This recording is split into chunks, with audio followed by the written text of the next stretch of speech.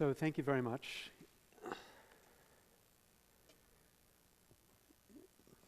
So I want to talk to you a little bit about the one job we most easily forget that we have, the job of being a citizen. And I want to start by talking a little bit first about something that happened before 1846, someplace close to this place, Walden Pond, near Boston, when this man, Henry David Thoreau, wrote the following sentence. He said, "There are 1,000 hacking at the branches of evil to one who is striking at the root." So this is a picture of a 14-year-old boy. It's a picture of an epidemic in America. The number of kids who are obese in America has tripled since 1980. For kids over 2, 1/3 are now technically obese. This epidemic has costs. The most interesting, tragic cost is actually with type 2 diabetes, a kind of diabetes that used to only afflict older people. Now half of the new cases come from kids. The cost of this is $147 billion in direct healthcare costs every year. Now the question is, why have we produced this epidemic? Well, when I was a kid, I used to think, because I was fat, that this was about genetic problems, but it's a little bit hard to imagine a whole generation of kids genetically becoming overweight unless we've got this weird new intervention from outer space. No, instead, it's because of what we eat. There's a consensus among people who know something about the matter that we eat too much of this stuff, not enough of this stuff. And not actually this stuff, it's more the high fructose corn syrup that is now in 40% of the products in your supermarket. Now, you might ask, why is that? What has happened? And the answer is that sugar is expensive relative to corn. And free market types look at that and say, well, that's just what the market says, and we're going to work around how the market teaches us we have to eat. But it's not quite so simple, because of course, sugar is expensive in America because we have tariffs that protect 6 domestic sugar manufacturers. It gives them about $1 billion in extra profits every year. It costs the American economy about $3 billion in efficiency loss, because sugar is about 2 to 3 times the cost in America as in our competitive countries. And corn is so cheap in America because the government subsidizes it. $74 billion in the last 15 years. Some economists estimate the cost of growing corn is actually negative. You get paid to grow corn. So you take these two facts, sugar and corn, together, and what we see is a radical shift in the cost of food. So between 1997 and 2003, the cost of vegetables went up by 17%. Cost of a Big Mac went down by 5.4%. Cost of a can of Coke went down by 35%. And then we also see a radical shift in how food gets made. Some of you might have seen this extraordinary film, Food, Inc., which talks about the way that corn, because it's so cheap, can now profitably be fed to cattle raised in these kinds of conditions. Not so profitable for the cattle, because of course corn's not the sort of thing that a cow's stomach can digest easily. Instead, you've got to feed the cow all sorts of antibiotics to deal with the diseases that corn breeds inside of their stomach, and those antibiotics then begin to breed plenty of this E. coli, which if this were now a film, we'd cut to some 4-year-old boy who died because of a hamburger that he had eaten. All of this because corn is so cheap and sugar is so dear. Now here we are in Texas, we got to ask the obvious question, why is there so much anti-free market silliness here? What explains it? And the political scientists would say, well, nobody can prove why this is like this, but here's what we can say. There's an extraordinary amount of campaign cash in this story. Sugar producers give millions of dollars to campaigns to continue to get their protective tariff, and companies that build on corn spend millions of dollars to continue to get government subsidies for corn. And if it's because of these campaign contributions, then we can say campaign money distorts the market, which distorts food production, which distorts our kids. Now, that's one story. And if I had endless time, which I'm told I don't have endless time. Okay, if I had endless time, we could go through an endless list of such stories, right? Think about Wall Street. We've just seen this extraordinary collapse on Wall Street. Why was there that collapse? Fantastic book here by Simon Johnson and James Quack, talking about this perverse mix of deregulation and re-regulation that Wall Street lived under. The deregulation happened in the 80s and the 90s. In that period, we had a whole bunch of financial innovations, brilliant new ideas like CDOs and synthetic seed, all these sorts of crazy, amazing new devices which were to make our world safe for modern finance. But these innovations were invisible to the market. And the reason for that was the deregulation allowed them to be kept off the public books. So in 1980, Frank Partnoy estimated these numbers for me, 98% of the financial assets in our economy were traded in a public way, registered and monitored by regulatory agencies about how they were performing. By 2008, 90% of our assets in our economy were invisible. They were in this shadow banking market, which encouraged the bubble, which eventually broke our economies back. All of that because of this structural deregulation. But then there was this re-regulation. As the bubble got bigger, the government signaled through a bunch of regulatory changes that when the bubble burst, there would be a bailout on the other side. So we produced the dumbest socialism ever invented by man, socialized risk, privatized benefit, the kind of heads they win, tails we lose kind of structure. An insanely stupid way to run a financial system. Why did we do it like this? Political scientists would say, none can prove, but here's what we can say. The fastest growth in campaign contributions in the 80s and 90s in our political system came from this one sector. Or think about the Deepwater Horizon. Many people look at this and say, how is it we could have such an importantly experimental set of drilling going on without any effective environmental impact or risk studies? In my part of the country, we've just spent 9 years and 10,000 pages of environmental analysis to be able to build this green energy system that will be Cape Wind project off of the Boston Harbor. So the question was, what happened in the context of the Deepwater Horizon? Answer was 17 pages of environmental impact statements before the government exempted them from any further requirement to demonstrate the safety of their new technology. When Congress heard this, of course, they said, we're shocked. I'm shocked to find that gambling is going on in here.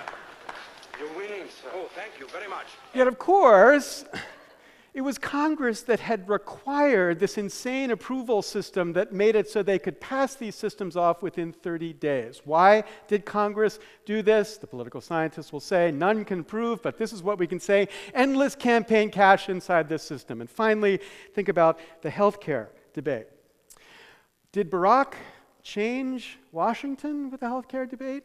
My friend Ezra Klein at the Washington Post, after the health care bill was passed, said that there was a twilight of the interest groups in this case. What we had was Obama succeeding and neutralizing every single industry. Not quite true, Ezra. Here's what Glenn Greenwald said, and I agree with Glenn in response to Ezra.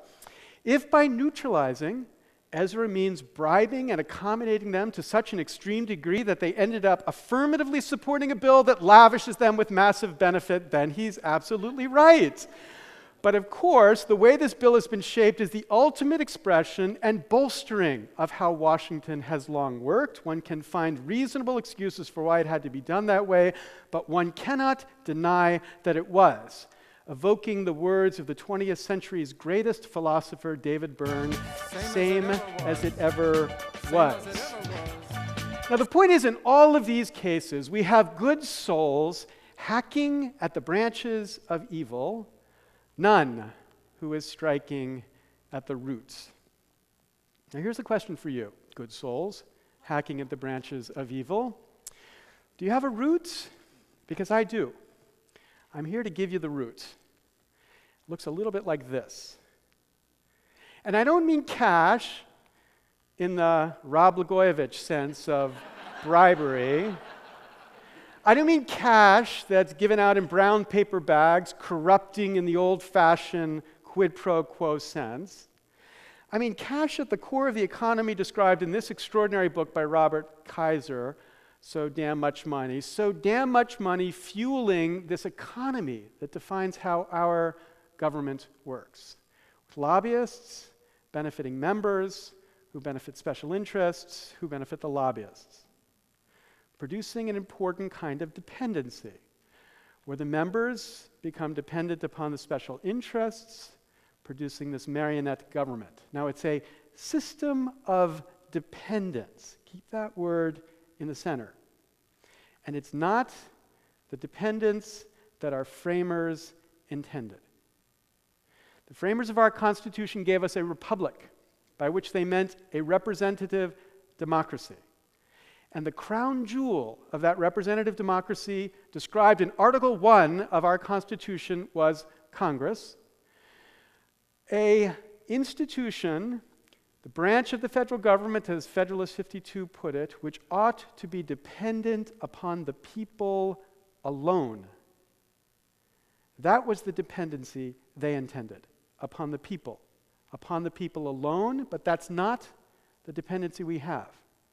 The dependency on the people has been replaced by a dependency upon the funders. Members spend between 30 and 70% of their time every single day on the phone raising money to get back to office or to bring their party back into control. They develop a sixth sense about what they will do that might affect the willingness of their funders to continue to fund them. They become shapeshifters in the old X-Files sense of the word, bending towards what they know they have to be in order to get their money. This woman, Leslie Byrne, who was a congresswoman for Virginia, describes when she first got to Congress, one of her colleagues said to her, "Always lean to the green." And then she added, "He was not an environmentalist." The people have been replaced by the funders, and here's the obvious point, right? Why isn't this the most obvious point anyone could ever remark? The funders are not the people. What they want, what they demand, is not the sort of stuff that the people would want and demand if, in fact, that's what the representatives listened to. That alternative dependency is corrupting. Not of congressmen. I don't think that we've got evil, corrupt congressmen. It's corrupting of Congress. The institution is corrupted.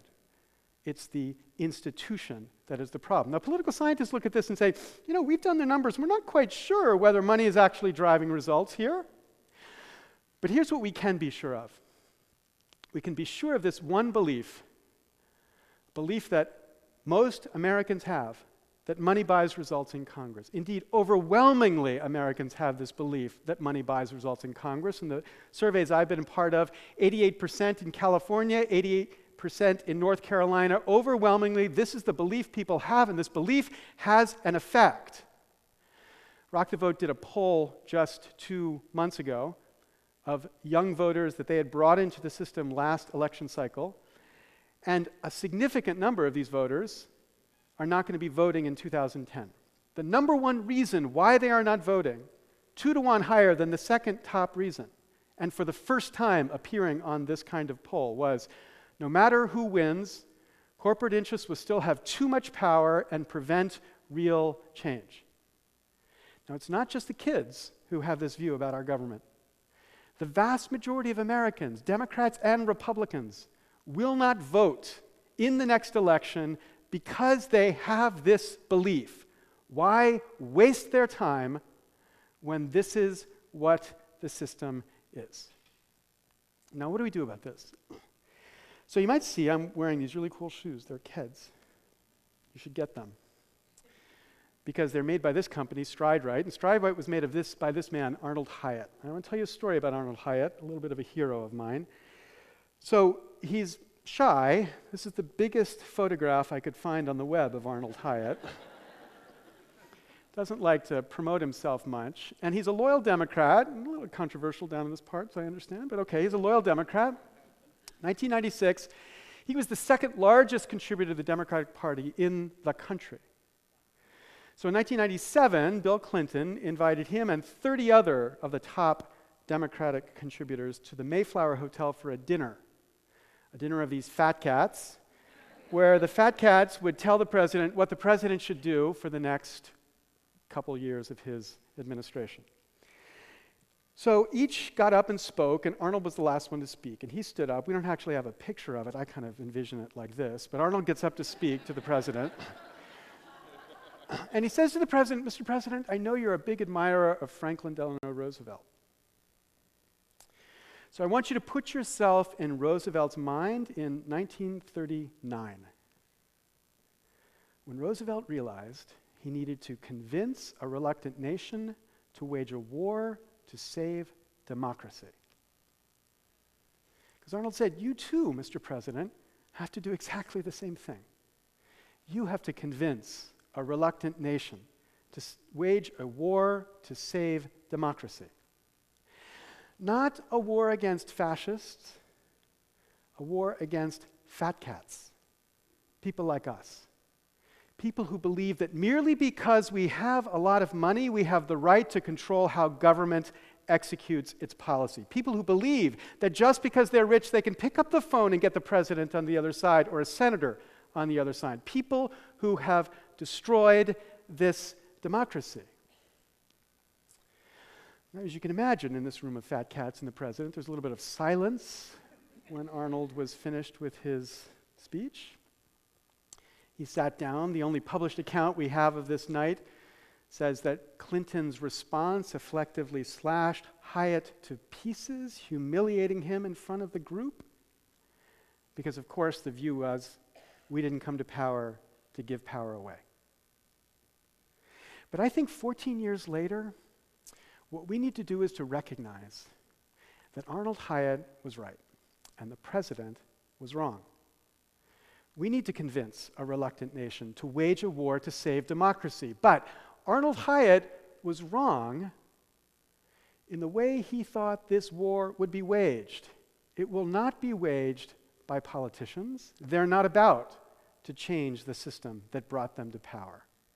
It's a war that gets waged by us, by citizens.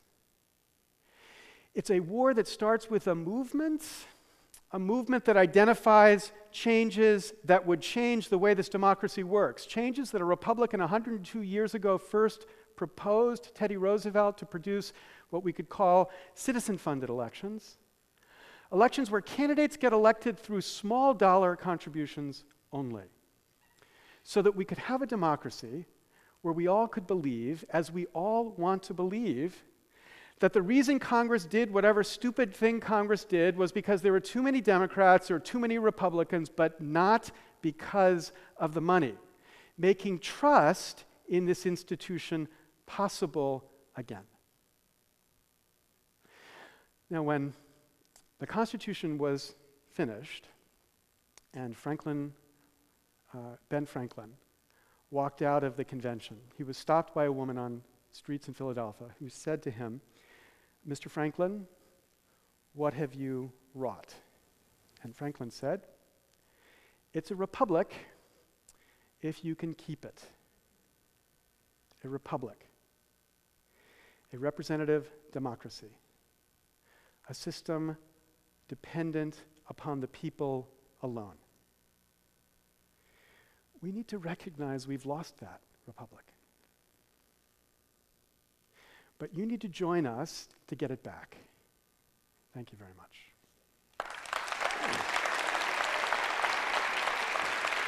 Thank you.